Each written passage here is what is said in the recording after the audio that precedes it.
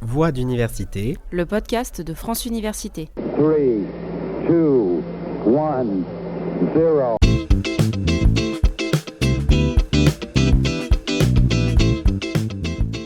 Chaque année, près de 2 millions d'étudiantes et d'étudiants font le choix de l'université. Derrière ce chiffre, il y a des parcours très différents. Des étudiants qui découvrent l'autonomie, des étudiants internationaux, des étudiants parents, salariés ou entrepreneurs, des étudiants engagés dans la vie associative ou la gouvernance, des sportifs de haut niveau ou encore des étudiants en situation de handicap.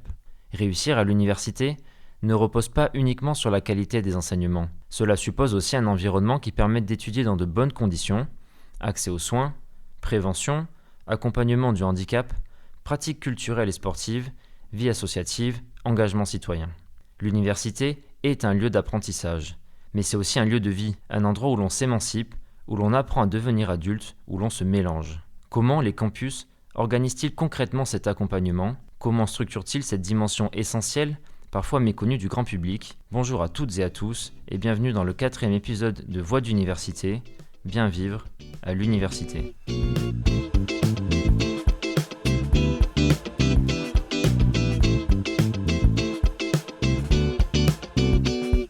Parmi les dimensions qui comptent pour bien vivre à l'université, il y a évidemment la santé. On le sait peu, mais toutes les universités disposent d'un service de santé dédié, appelé service de santé étudiante. Certaines sont même centres de santé à part entière et proposent vaccination, accompagnement psychologique ou encore des dispositifs pour les étudiants et les étudiantes en situation de handicap, dont nous le rappelons, 90% sont inscrits à l'université.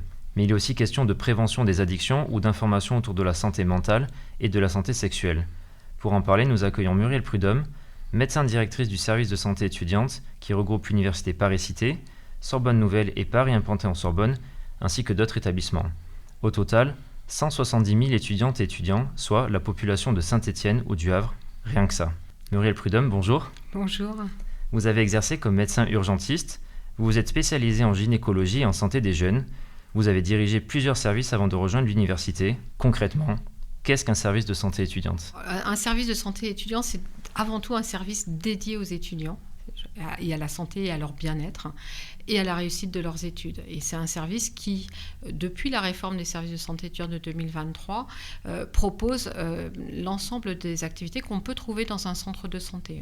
Nous, on est organisé en centre de santé depuis assez longtemps maintenant, mais on propose l'ensemble des services à la fois de soins, de prévention, d'activités, enfin diverses et variées de promotion de la santé, etc., qu'on peut proposer dans un centre de santé avec la spécificité qu'on s'adresse à des étudiants et que nos locaux sont dans les locaux des universités. Et est-ce que vous pouvez détailler les professions que l'on retrouve ou les spécialités que l'on peut retrouver au sein du service de santé ? Alors oui, bien sûr. Nous, on a en gros 3 types de professionnels. On a évidemment des médecins. Alors des médecins généralistes avant tout, puisqu'on peut être médecin traitant pour les étudiants.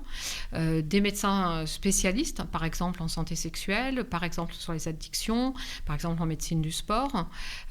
Et puis on a des médecins qui se sont spécialisés aussi dans la prise en charge des étudiants en situation de handicap, notamment dans la définition des aménagements d'études dont ils vont avoir besoin. Et puis, on a des infirmiers, on a des psychologues, on a un gros pôle de santé mentale, on a des diététiciens, et puis nous, on a la spécificité d'avoir une maison sport-santé universitaire, donc on a aussi des éducateurs en activité physique adaptée. Est-ce que vous pouvez détailler en quelques mots votre maison sport-santé et juste nous rappeler combien il y a de professionnels qui exercent au sein de votre service ?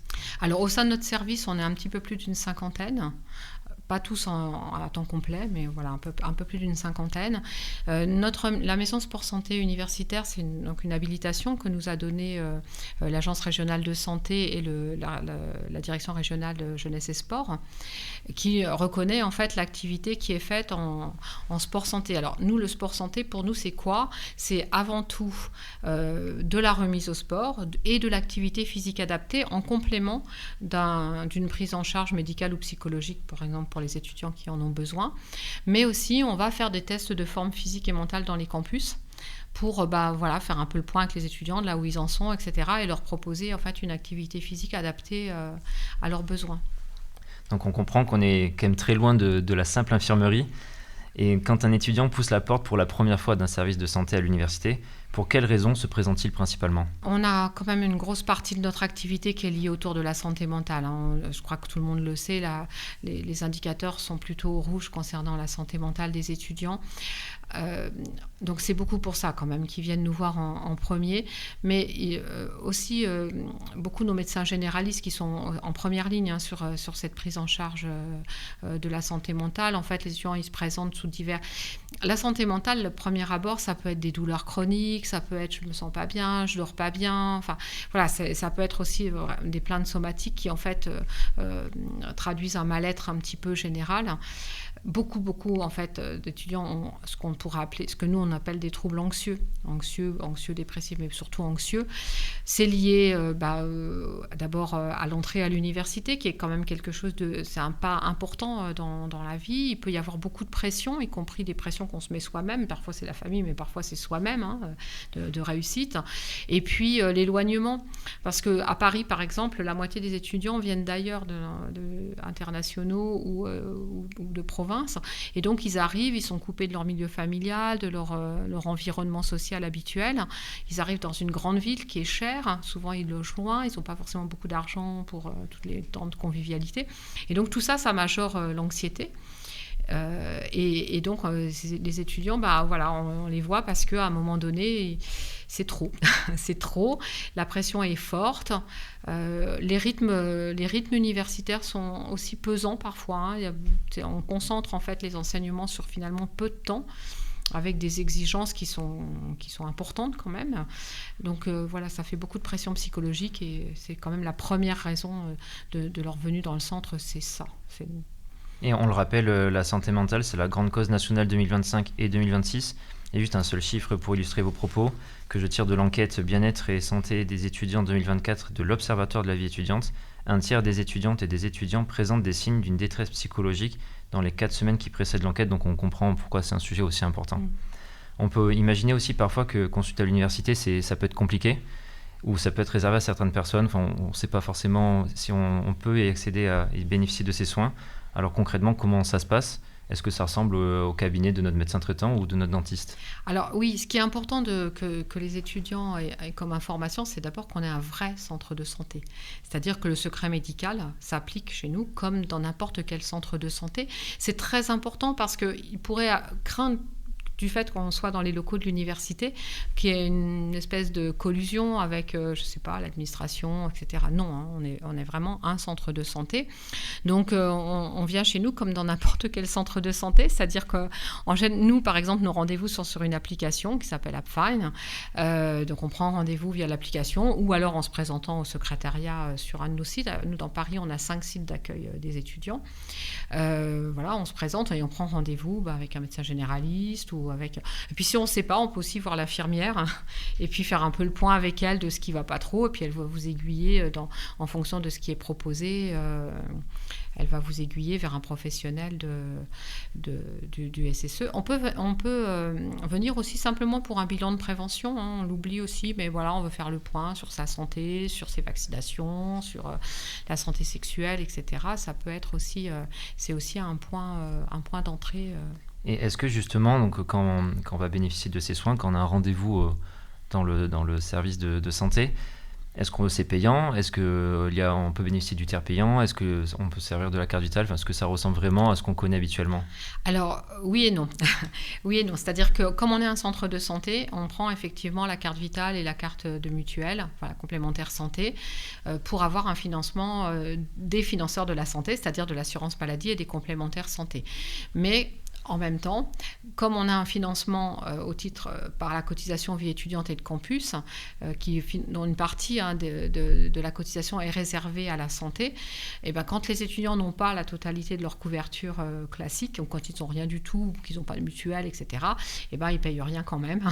Ils n'ont pas d'avance de frais à faire, et c'est les fonds qui nous sont versés par cette cotisation vie étudiante et de campus qui financent en fait leurs soins. Donc concrètement, si on veut bénéficier des soins, on tape le SSE, notre université, on regarde où il y a un site et on peut se déplacer ou prendre rendez-vous suivant les différents sites universitaires, des rendez-vous en ligne. Oui, c'est ça. Nous, on n'est pas sectorisés, donc ils peuvent venir, ce qui est le plus pratique pour eux, ça peut être dans leur université, mais ça peut être aussi le plus proche de leur domicile ou le plus pratique en métro. C'est vraiment leur souhait. C'est très clair, merci. Et les services de santé, ils jouent aussi un rôle essentiel dans l'accompagnement des étudiants en situation de handicap. On en a parlé en introduction, notamment à travers les avis médicaux nécessaires aux aménagements d'études. Donc comment cela fonctionne? Est-ce que vous pouvez nous parler un peu de la situation des étudiants en situation de handicap justement à l'université? Alors oui, c'est un point très très important dans l'offre, dans les dispositifs mis en place par l'université pour que les étudiants en situation de handicap puissent être à équité, en fait, que leur handicap ou leur maladie chronique ne soit pas justement quelque chose de difficile et qui mette en péril la réussite de leurs études. Donc, nos médecins ont une habilitation MDPH. Vous pouvez préciser MDPH? C'est la maison des personnes handicapées. Donc, on a une habilitation un peu spécifique. Comme de la même façon qu'il y a des médecins à la maison des personnes handicapées qui donnent des avis sur les aménagements nécessaires des logements, la perception d'allocation, etc. Nous, on donne les avis sur les aménagements d'études. Et donc, au vu du dossier médical, mais aussi de l'entretien clinique, éventuellement de l'examen clinique qu'on fait des étudiants, et puis des échanges qu'on a avec eux, et puis de leur diplôme, de ce qu'ils sont en train de faire comme études, et des spécificités à la fois des études et à la fois des examens, on donne un avis pour les aménagements des études et pour les aménagements des examens. Je sépare un peu les deux parce que c'est pas forcément tout à fait le même type d'aménagement. Pour les examens, il faut qu'on tienne compte de comment se passent les examens. Est-ce que c'est que de l'écrit, de l'oral, des QCM, au contraire des questions rédactionnelles, la durée des examens, des épreuves, etc. Parce que tout ça va influencer sur les aménagements qu'on va donner. Oui, bien sûr, ça évolue en fonction des situations de handicap des étudiants et des étudiantes. Oui, et puis tout le monde n'a pas forcément besoin du même type d'aménagement. L'aménagement, j'avais envie de dire, qui est le plus fréquent, c'est soit du temps majoré parce que la maladie fait qu'on est plus lent pour écrire ou plus lent pour réfléchir, etc. Mais c'est aussi parfois pour compenser des sorties de salle d'examen. Par exemple, si on a besoin de se rendre aux toilettes parce qu'on a une maladie qui fait qu'on doit aller aux toilettes très régulièrement, ou si on a besoin d'avoir un temps où on peut un peu se calmer parce qu'on fait des crises d'angoisse, ou prendre des médicaments, etc. Donc, quand il y a nécessité, par exemple, de sortir de salle d'examen, on va autoriser cette sortie d'examen et compenser en fait le temps passé en dehors de la salle par du temps majoré. Donc, ça participe pleinement à la réussite des étudiants et ça les aide grandement dans leur évolution à l'université. Oui, en sachant que la majorité des troubles qu'on aménage aujourd'hui, c'est des troubles du neurodéveloppement. Soit des troubles, ce qu'on appelle du spectre 10, des 10 orthographie, dyslexie, dyscalculie, etc., qui nécessitent des aménagements spécifiques. Ça peut être l'utilisation d'un ordinateur, ça peut être des différentes choses comme ça ou des sujets différents. Mais c'est aussi les troubles du spectre autistique, on en a beaucoup, des troubles des déficits de l'attention, ce qu'on appelle les TDA. Voilà. C'est quand même la grosse majorité des aménagements, c'est cet ordre-là. Ce qui veut dire qu'ils sont mieux dépistés. Ils sont mieux dépistés avant l'entrée à l'université parce que beaucoup avaient déjà des aménagements au collège ou au lycée. Mais on a encore des jeunes qui n'ont pas été dépistés et qu'on dépiste nous à l'occasion de nos consultations. Et puis après, on a toutes les maladies chroniques qu'on connaît, qui peuvent arriver, le diabète, etc. Mais on peut aussi aménager des pathologies qui évoluent par crise. Je pense en particulier à une pathologie qui est très fréquente en ce moment, c'est l'endométriose chez les filles, qui est une pathologie dont on parle beaucoup parce qu'elle est assez fréquente chez les jeunes filles et notamment de cette tranche d'âge-là. Donc nous, on a vraiment un dispositif particulier, par exemple, sur la prise en charge de l'endométriose. À la fois, on a un médecin gynécologue qui fait partie du réseau et qui connaît très très bien. Donc on est à la fois dans le soin dans le diagnostic et dans le soin de cette pathologie, mais on peut aussi demander à nos collègues qui font les aménagements d'études d'aménager pour permettre de mieux vivre ses études quand on a une endométriose, qui n'est quand même pas quelque chose de facile à vivre. Et on parle souvent de réussite universitaire en termes académiques, mais on voit bien que sans équilibre physique et psychologique, tout le reste est fragilisé. On vient notamment d'aborder ce sujet. Donc tout simplement, est-ce que la santé, c'est devenu un pilier du bien vivre et de la réussite à l'université ? Alors, j'irai pas jusque-là, mais ça okay, pourrait... Il y a encore du travail. Et je sais qu'il y a quelques campus là, qui travaillent maintenant sur un dispositif pilote de campus promoteur de santé. Je pense que c'est quand même l'avenir. C'est-à-dire qu'il faut qu'on ait le souci d'avoir des universités qui soient plus... qui est vraiment le souci de l'équilibre de l'étudiant de façon globale.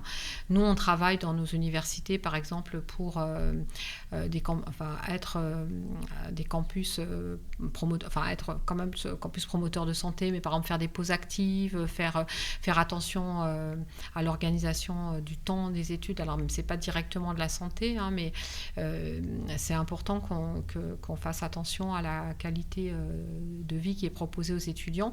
Et là, vraiment, la question du sport, par exemple, pour moi, c'est quand même un vrai enjeu. C'est un enjeu de santé publique en termes de prévention à moyen et à long terme des maladies cardiovasculaires et de l'obésité. Ça, c'est plutôt le côté médical. Mais sur le côté santé mentale, le sport, c'est avant tout un facteur d'équilibre et de bonne santé mentale. Et il ne faut pas le négliger. Et quand on regarde ce qui se fait dans d'autres pays, je pense aux pays anglo-saxons, par exemple, d'Europe du Nord, etc., ils sont beaucoup plus vigilants que nous sur l'offre de sport qui est proposée.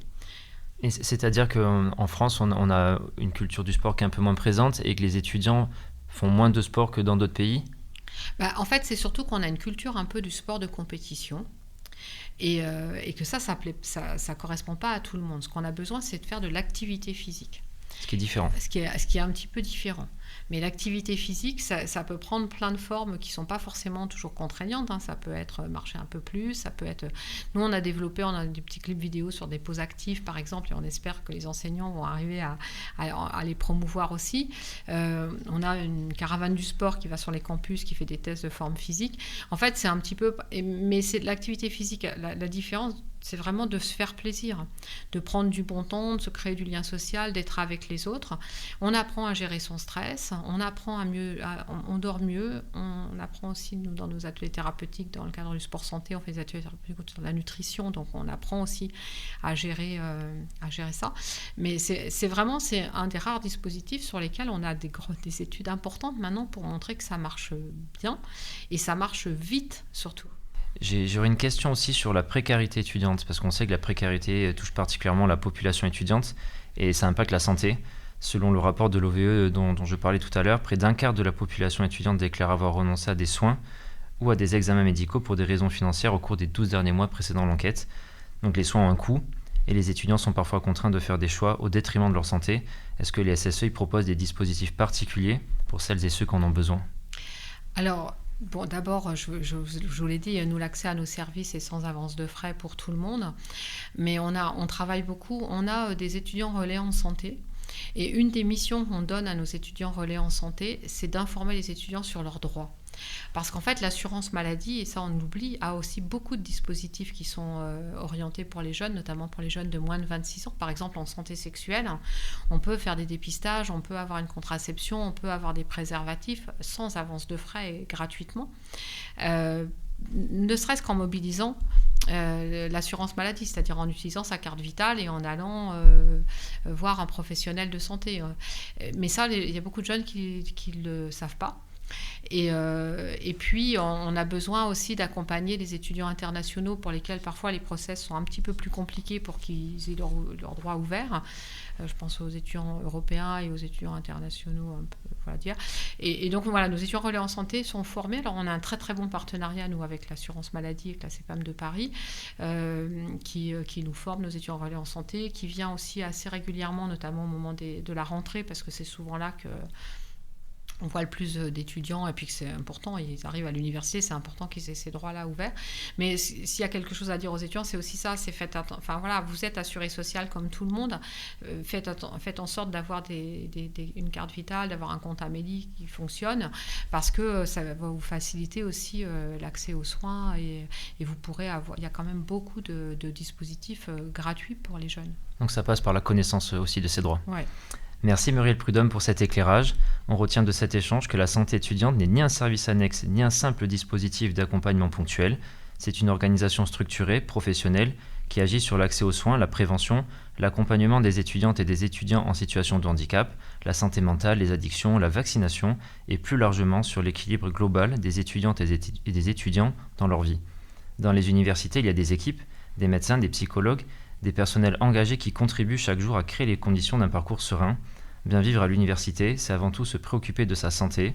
Ce n'est pas seulement réussir ses examens, c'est pouvoir étudier dans de bonnes conditions, être écouté, accompagné, orienté quand c'est nécessaire.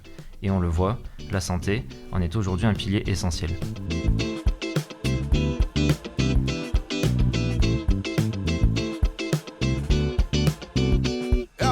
On vient de l'entendre, le bien vivre à l'université repose sur des dispositifs très concrets. Et cela ne concerne pas uniquement la santé.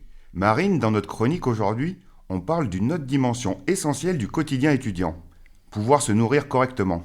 Oui Xavier, dans un contexte de hausse du coût de la vie, cette question devient centrale. À l'université Paris 8, par exemple, une épicerie sociale et solidaire vient d'ouvrir sur le campus. En Seine-Saint-Denis, beaucoup d'étudiants disposent de moins de 100 € par mois une fois leur loyer payé. Cela donne la mesure des tensions que peuvent connaître certains budgets. Concrètement, comment fonctionne cette épicerie ? Les étudiants dont la situation le justifie, après un échange avec le service social, peuvent faire leurs courses à tarif très réduit grâce à un crédit mensuel dédié. On y trouve des produits de première nécessité, pâtes, riz, conserves, fruits et légumes, produits frais, mais aussi des produits d'hygiène comme du savon, du dentifrice ou des protections périodiques. Et surtout, l'initiative ne se limite pas à une aide ponctuelle. C'est-à-dire ? L'épicerie s'inscrit dans une démarche coordonnée. Accompagnement social, accès aux droits, ateliers autour de l'alimentation et de la gestion budgétaire. Le projet est porté avec une association et les collectivités locales. Il complète d'autres dispositifs déjà existants sur le campus. Donc on est bien dans une politique de vie étudiante. Exactement. Et Paris 8 n'est pas un cas isolé. De plus en plus d'universités développent des épiceries solidaires ou des tiers-lieux pour sécuriser les conditions de vie des étudiants et prévenir les situations de fragilité. Parce que le bien-être étudiant ne repose pas uniquement sur la santé ou la réussite académique. Il suppose aussi de consolider les bases du quotidien. Autrement dit, créer les conditions les plus sereines possibles pour étudier. Oui, et cela passe par des réponses très concrètes, construites collectivement au plus près des besoins des étudiants et des réalités des territoires. Ces initiatives sont très concrètes, Marine, qui montrent que la vie étudiante se construit aussi dans les détails du quotidien. Merci. Merci à toi.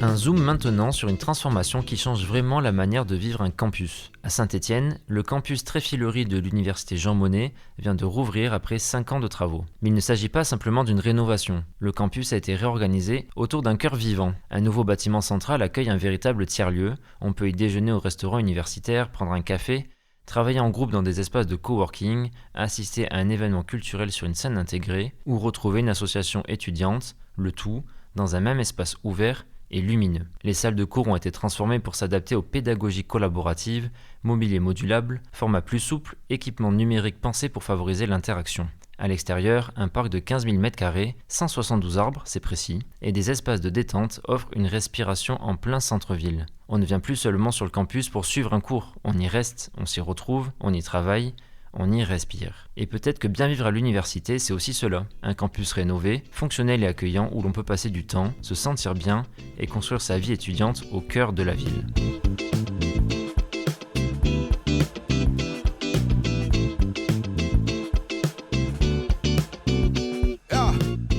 Bien vivre à l'université, ce sont des services, des dispositifs, des équipes.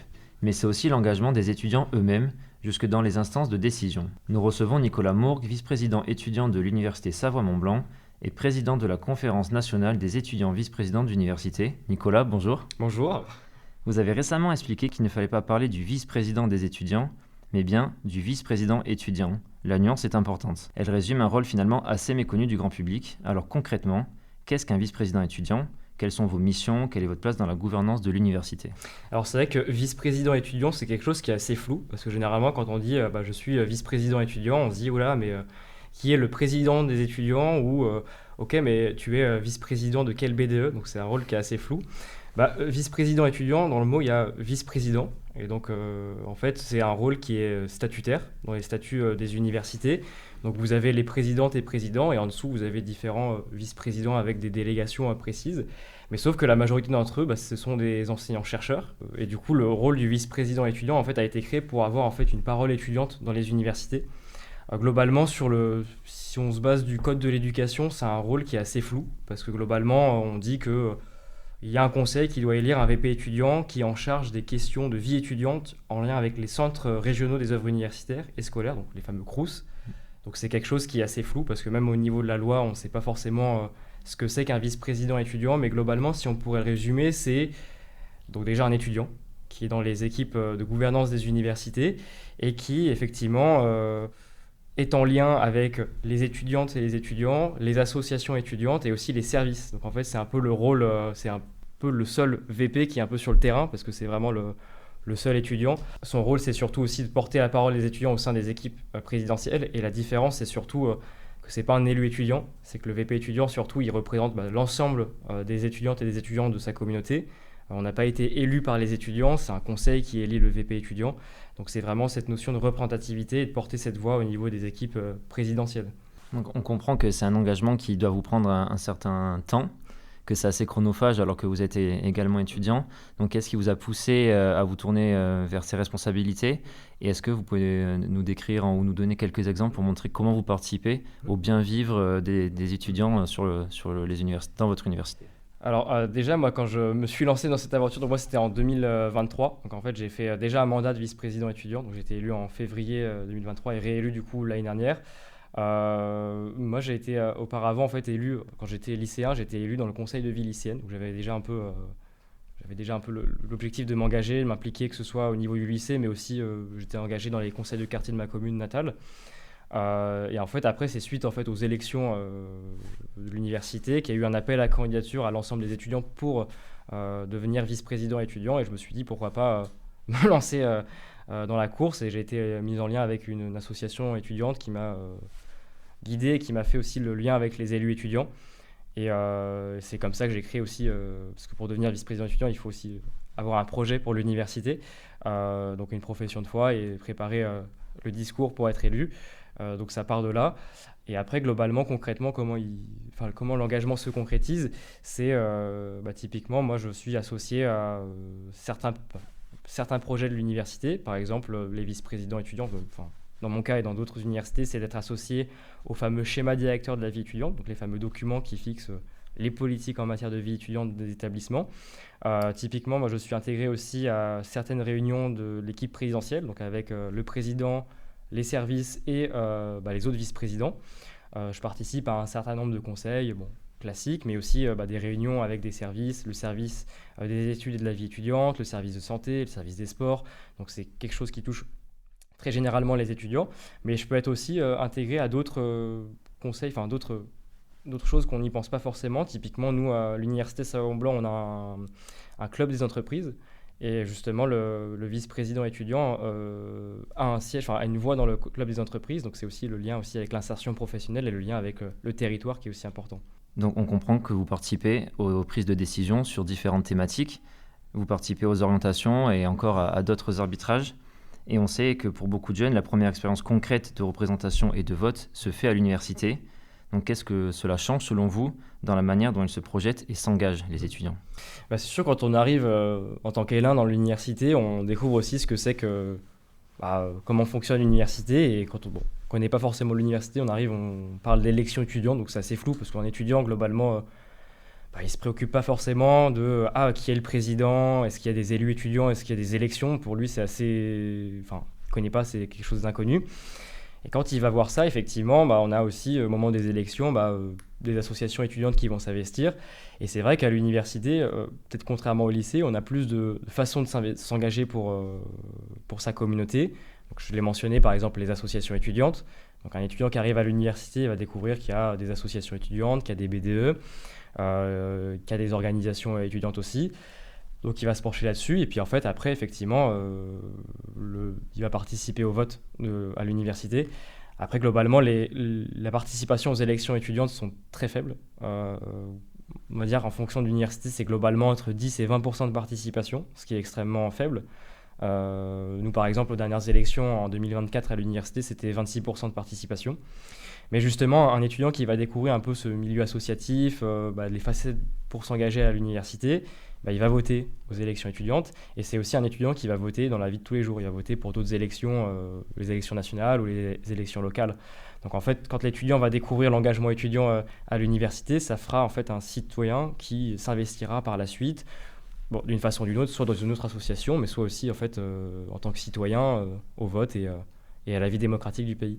Et justement, là, on a parlé de votre engagement en tant que vice-président étudiant, mais effectivement, il y a d'autres engagements du quotidien, notamment les associations culturelles, sportives, humanitaires, solidaires ou encore des projets de campus. Donc, comment cet engagement transforme la manière de vivre son parcours universitaire, c'est-à-dire les engagements divers dans les différentes thématiques que j'ai citées? Déjà, je pense que l'engagement en sens général ou de ces thématiques, ça ouvre autre chose que les compétences académiques qu'on apprend à l'université.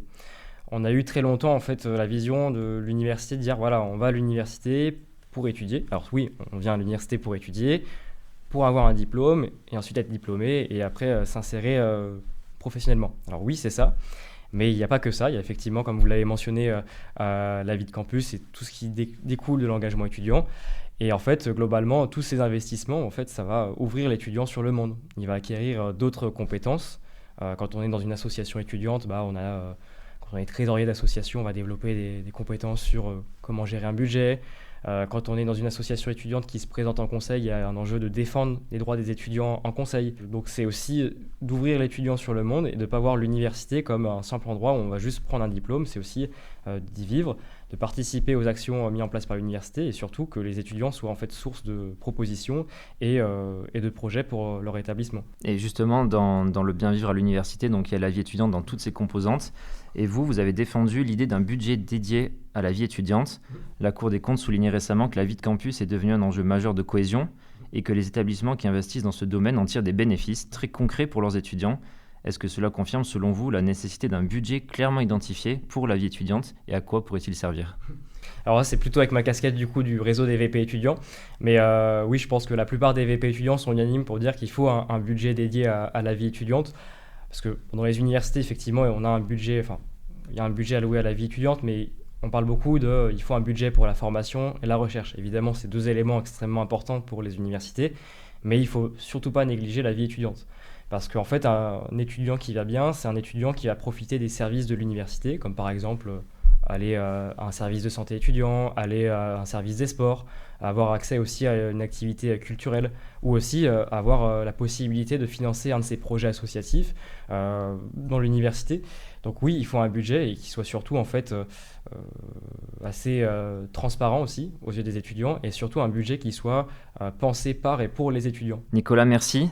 Donc votre témoignage, il rappelle que la vie étudiante fait partie de l'expérience universitaire et qu'elle permet d'évoluer et de se construire en tant que citoyen, vous l'avez rappelé. Elle touche à l'engagement, aux conditions de vie, au cadre collectif et à la possibilité d'agir. Elle participe pleinement à l'équilibre et à la réussite des étudiantes et des étudiants. Elle permet des rencontres et permet de créer des liens pour la vie. À travers cette fonction de vice-président étudiant, c'est aussi une conception exigeante et collective de l'université qui s'exprime. Une université où l'on apprend, où l'on s'engage et où la citoyenneté s'exerce concrètement.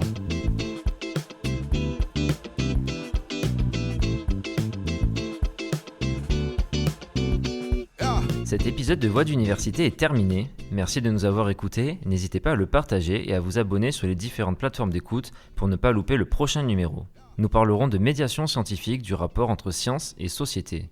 Nous nous intéresserons à la transmission des savoirs issus des travaux de recherche, notamment pour contrer les fake news. Yael Wormser sera une de nos invitées. Doctorante de l'Université Paris-Cité, elle vient de remporter la finale nationale 2026 du célèbre concours Ma thèse en 180 secondes, organisé par France Université et le CNRS. À bientôt!